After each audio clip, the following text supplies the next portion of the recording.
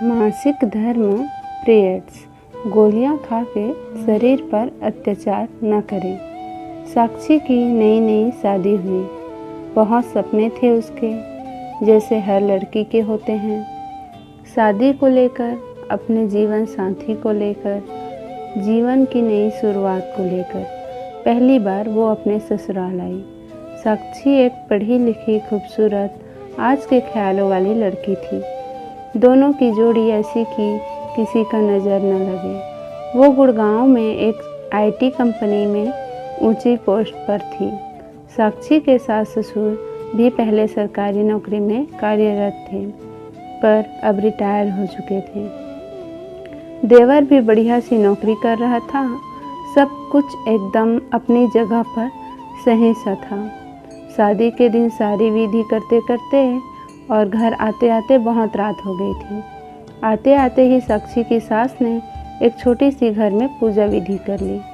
साक्षी की बहन राधा ने सास को समझाने की बहुत कोशिश की कि सब बहुत थक गए हैं और बाकी की विधि दूसरे दिन कर लेंगे, पर वह सुनने के लिए तैयार ही नहीं थी। दूसरे दिन घर की बाकी रस्में निभाई गई। 2-3 दिन बाद साक्षी से रसोई की पूजा करवाई गई और उसने पहले रसोई में हलवा बनाया, जो सबको बहुत पसंद आया। ससुर जी ने अपनी बहू को शगुन के तौर पे 1100 रुपये दिए और खूब आशीर्वाद देते हुए कहा कि ऐसे ही इस घर की अन्नपूर्णा बनना।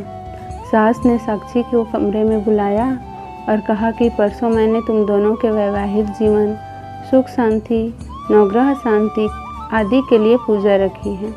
सुबह अंधेरे ही उठ जाना, बाल धो के अच्छे से नई कोरी साड़ी पहन लेना। साक्षी सब कुछ बड़े ही गौर करके सुन रही थी। अचानक सास ने पूछा, अच्छा तुम्हारी तारीख कब की है? मासिक धर्म की। कहीं ऐसा न हो कि मैं इतना तैयारी करूं और तुम सब पर पानी फेर दूं। साक्षी की ये सब सुनकर थोड़ा अजीब लगा, पर ज़्यादा ध्यान नहीं दिया। वो बोली, नहीं माँ जी, अभी 5-6 दिन है तारीख को, कोई गड़बड़ नहीं होगी। हाँ, पर शादी की दौड़ भाग में कुछ कह नहीं सकती। सास बोली, तो एक काम कर ले, गोलियां खा लेना ताकि पूजा में कोई विघ्न ना आए। साक्षी सर हिलाकर अपने कमरे में चली गई। पूजा विधि सब ठीक से हो गई। सभी रिश्तेदार अपने अपने घर लौट गए। सुमित की भी छुट्टियां ख़त्म होने वाली थी। वो कमरे में आई और सुमित ने ज़ोर से साक्षी की अपनी तरफ खींचकर अपनी बाहों में ले लिया। वो उसके करीब आने की कोशिश कर रहा था।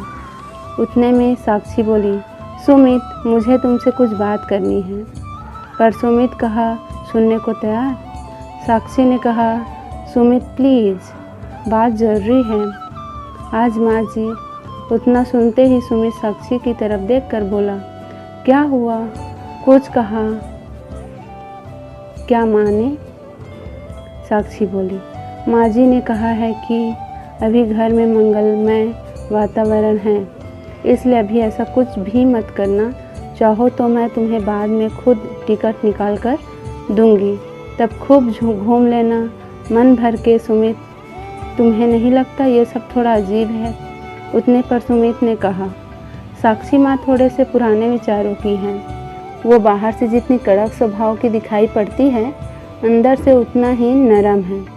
तुम कभी भी उन्हें किसी चीज़ के लिए मना मत करना, क्योंकि यही छोटी छोटी चीज़ें दिल में घर कर जाती हैं और आगे कितना कुछ भी कर लो, फिर दिमाग से जाती नहीं। मैंने माँ को कभी किसी बात के लिए मना नहीं किया है, और ये सिर्फ 4-5 महीने की ही तो बात है। एक बार फ्लैट का बचा काम पूरा हो गया, फिर तुम मेरे साथ ही रहोगी। फिर तुम्हें जैसा रहना है वैसा रहना, मेरी तरफ से कोई बंधन नहीं रहेगा। उसे सुमित की सारी बातें समझ आ गई और उसकी मम्मी ने भी यही समझाया था कि शुरुआत के कुछ दिन ससुराल वाले जैसे बोले वैसे करना, चाहे तुम्हारी इच्छा हो या ना हो। अगर तुम्हें सभी के दिलों में अपनी जगह बनानी है तो वो जैसा बोले वैसा करना। 5-6 दिन बाद सुमित चला गया। सब कुछ एकदम बढ़िया चल रहा था। तभी साक्षी को मासिक धर्म पीरियड्स आ जाते हैं। अब तो उसकी सास उससे बात करना तो दूर, उसकी तरफ देखने तक को तैयार नहीं थी। स्टोर रूम में उसे रहने के लिए कहा और वही उसका खाना पीना सब कुछ भी। जैसे तैसे साक्षी ने 4-5 दिन निकाले और आगे से पीरियड्स आने पर मम्मी के यहाँ जाना ठीक होगा, यह साक्षी ने कहा तो सासू माँ बोली कि हाँ सही भी है, घर भी अपवित्र नहीं होगा और मुझे बार बार छुआछूत के कारण साफ सफाई भी करनी नहीं पड़ेगी। लोग कहते हैं ये सब भगवान को चलता है, फिर फूल कैसे चल जाता है? भगवान को फूल आने के बाद ही तो एक पेड़ को फल आते हैं। वैसे ही एक स्त्री का शरीर होता है, गर्भ धारण करने के लिए मासिक धर्म जरूरी है। इसके बिना तो इंसान का जन्म ही नहीं हो सकता। जाने दो, क्यों मैं इतना सोच रही हूँ, मुझे कहाँ यहाँ रहने हैं, 4-5 महीने की ही तो निकालने हैं, ऐसा कहकर उसने खुद को समझाया।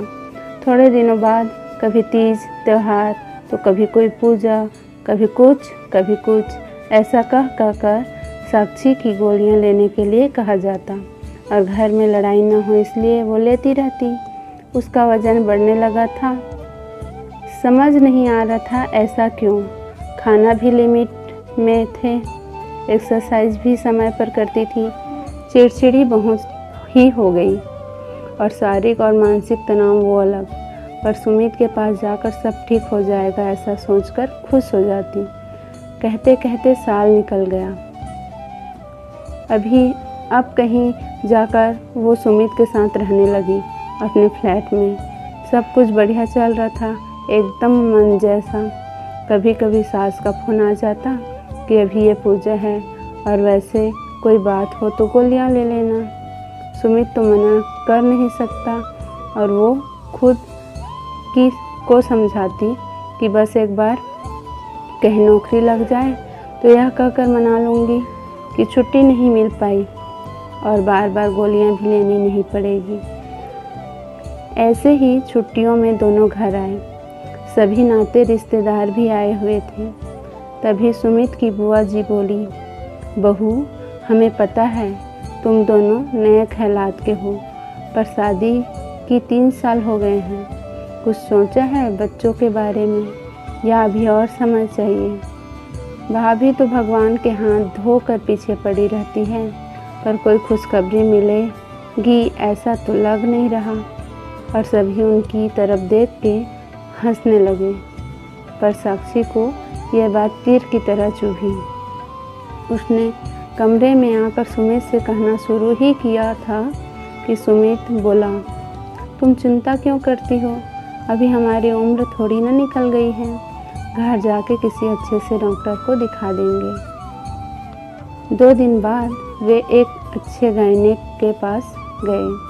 डॉक्टर ने बैठने के लिए कहा।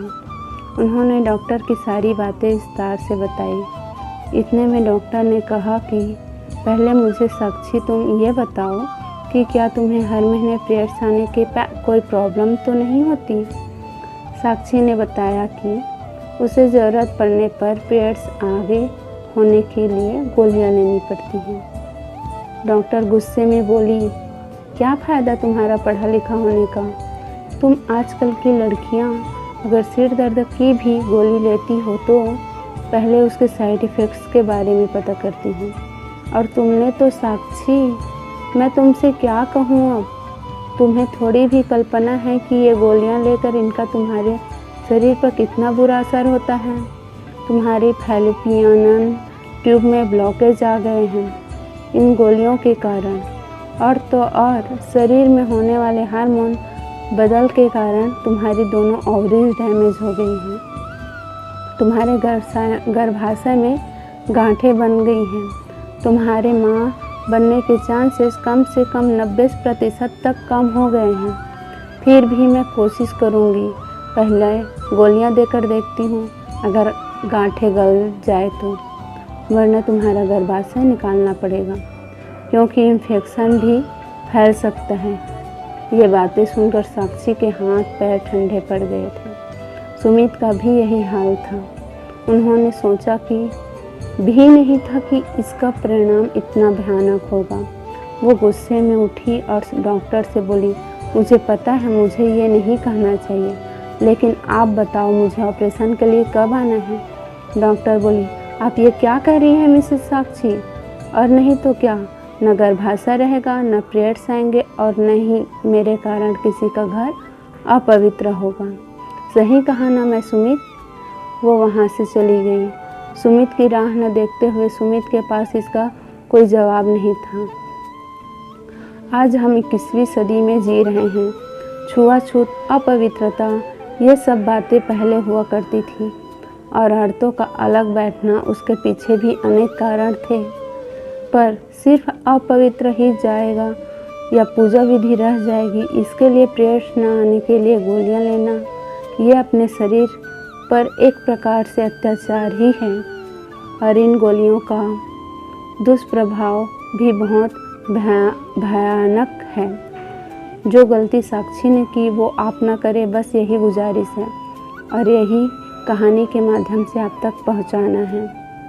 अगर आपको ये वीडियो पसंद आए तो प्लीज़ मेरे चैनल को लाइक, शेयर एंड सब्सक्राइब करें। धन्यवाद।